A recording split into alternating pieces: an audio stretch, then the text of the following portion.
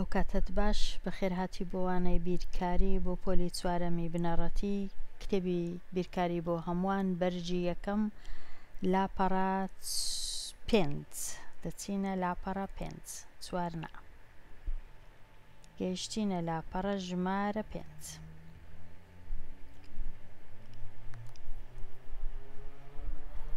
وەک لە لاپەڕە 5 دەبینین لەسەری سەرەوە چ نووسرایە ساغ بکەوە پرسیاری ژمارە 1 بەهای ڕەنووسی 6 لە ژمارەی 76308 چەندە؟ هەر وەکوانەکانی پێشوو باسی بەهای ڕەنووسی 6 یان بەهای خانەی دەکا.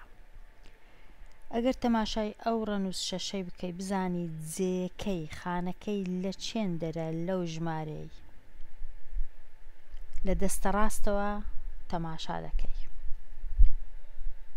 ئەوە هەشتە خانەی یەکان، ئەو سفرە خانەی دەیان، ئەو سێە خانەی سەدان، کەواتە ئەو شەشە خانەی هەزارانە، کەواتە بەهای ڕەنووسی 6 لەبەرەوەی لە خانەی هەزارانە 6,000.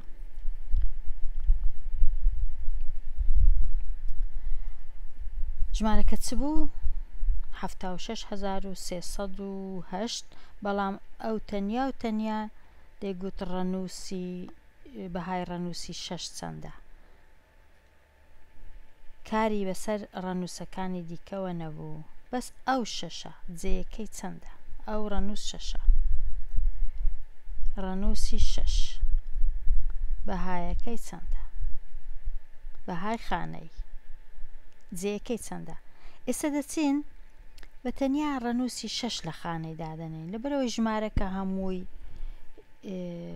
5 ڕەنووسیە 5 خانەم دروست کرد. خانەی یەکان، خانەی دەیان، زەردەکە، خانەی سەدان کەسکەکە، خانەی هەزاران شینەکە، خانەی 10,000 پرتوقالیەکە. ئەو خانەی شینە لە چێن دەردانێم؟ ئەگەر دیسان لێرانش تەمەشای ژمارەکەی خۆم بکەم، 8ەکە دەکەویتە خانەی یەکان، سفرەکە دەکەویتە خانەی دەیان، سێیەکە خانەی سەدان، ئەگەر وابوو 6ەکە دەکەویتە خانەی هەزاران. دەچم ئەو شەشەی لە خانەی هەزاران دادەنێم هەتا بتوانم بەهایەکەی ببینمەوە. شەشەکەی دەینم لەبەرەوەی لە خانەی هەزارانە تەنیا 3 سفری لە پێش دادەنێم، 3 سفری لۆ زیاد دەکەم لە پێشی دادەنێم لە پێش شەشەکەی دەبتە چ؟ دەبتە 6,000. ئەگەر نا بە ڕێگایەکی دی شەشەکەی دەینی جارانی یان کەڕەتی هەزاری دەکەی دەبیتە 6,000. دوو ڕێگا هەیە کەوابوو بەهای خانەی ڕەنووسی 6 لەو ژمارەی دەکەویتە خانەی هەزاران، بەهایەکەی خانەی هەزاران کەوابوو ڕەنووسەکە بەهایەکەی 6,000. 6,000 هەر ئاوا بەو زۆرەی ڕەنووسەکانت پێی ناوێ هەموو ڕەنووسەکان لە خانەی دانەی. ئەگەر ژمارەکەتە و تەنیا ئەو ڕەنووسەی کە پرسیار لەسەر کام ڕەنووسی دەکەن تەنیا ئەوی لە خانەی دادەنەی. باوانە بستڕمەوە بینە سەر بچینە لای زانین پرسیاری دیکە چ بوو. ئێستا زانیمان ئەو وەڵامی ئەو پرسیارەی بدەینەوە. ڕەنووسی 6 بەهایەکەی 6,000 بوو. ئەو جارەی بەهای ڕەنووسی 4 بەهای ڕەنووسی 4 لە هەر یەک لەم ژمارانەدا بنووسە. بەهای ڕەنووسی 4 لە هەر یەک لەم ژمارانەدا بنووسە. بزانین بەهای ڕەنووسی 4 لەو ژمارانە پرسیاری دووەم و سێیەم و چارەم و پێنجەم ڕەنگە من هەموو پرسیارەکان شیتەڵ نەکەم، هەندێکیان شیتەڵکەم لەوانە چونکە هەر هەمان زانیاریە بەکاری دەینی. ئەگەر تەمەشای ئەو ژمارەی بکەین لە دەستە ڕاستەوە تەمەشای ڕەنووسەکان بکەین. ڕەنووس 5 لە خانەی یەکانە، ڕەنووس 4 لە کامە خانەیە؟ خانەی دەیان. خانەی دەیان کەوابوو بە ئەو 6 لابەم لێرە کەوابوو ڕەنووسی 4 لە خانەی چیە؟ لە خانەی دەیانە. ئەو ڕەنووس 4 کەتە ئێرانە بە بیکەمە زەرد کە کەتە خانەی دەیان بەهایەکەی چەندە؟ بەهایەکەی چەندە؟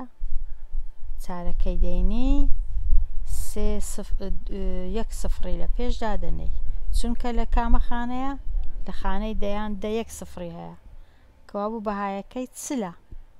بەهایەکەی چەندە؟ چل. بەهای ڕەنووسی 4 لە خانەی دەیانە بەهایەکەی چلە. ئەوە وەڵامەکەتە، دەڵێ بەهایەکەی چلە. بەهای ڕەنووسی 4 چلە. پرسیاری سێەم ئەو چارە کەتیتە چێندەر. باشی تەڵیکەین سەبر سەبر تۆزە تۆزە. لە دەستە ڕاست دەست پێ دەکەی. ئەو سفرە کەتیتە خانەی یەکان، ئەو سفرەش کەتیتە خانەی چ؟ دەیان.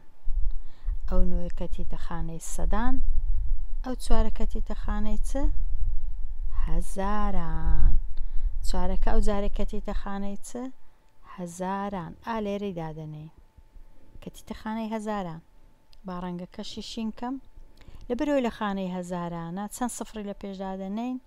هەزار چەند سفری هەیە؟ 3 کەوابوو ئەو سفڕی دەینین دەیکەین بە 3 سفر لە پێش چارەکەی دادەنین دەبیتە 4000. ڕەنگەکەشی دەکەینە شین کەوابوو بەهای چارەکە کە لێرە بوو چەندە؟ 4000. 4000. دەگەڕێینەوە پرسیارەکان. ئەو جارەی گەیشتینە پرسیاری ژمارە چەند؟ 4. پرسیاری ژمارە 4 چ دەڵێ؟ هەمان شت دەڵێ بەهای ڕەنووسی 4 چەندە؟